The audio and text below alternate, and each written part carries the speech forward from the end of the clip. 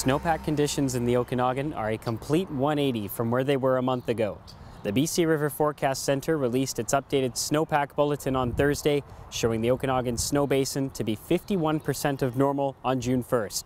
Compare that to May 1st, when the region's snowpack was listed at 206% of normal.